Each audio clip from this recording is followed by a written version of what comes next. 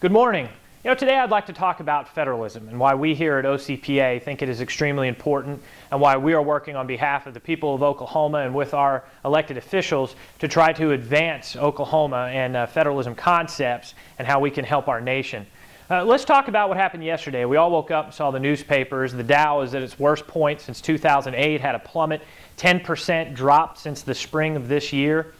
Why was that? We just had the debt deal that Washington, D.C. and all of our leaders in this country said everything was worked out. Well, here's why that happened. Because the math in Washington, D.C. does not add up. We increased our spending limit on the nation's credit card and raised our debt ceiling over $900 billion this year, immediately.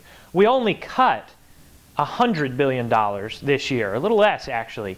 When you hear $1 trillion cut in spending, what that is over 10 years. So actually, we're pushing off the spending cuts, which is what this country needs, and we're increasing the credit card limit this year. Well, guess what? We're going to try to increase that credit card limit next year, and the year after, and the year after. It's what Washington does. And so by the time we get to those $1 trillion in cuts, we'll be far beyond spending beyond our means. This is how Washington addresses problems. There's no courage, there's no stomach for our leaders. Oklahoma's elected officials in Washington were put in a very tough position by the leadership of their caucuses and by the President of the United States. We should be ashamed of the leadership that was presented by those few individuals. Instead, what we should do is look to states for the solutions. That's what the Founding Fathers did. They wanted states to be the laboratories for democracy.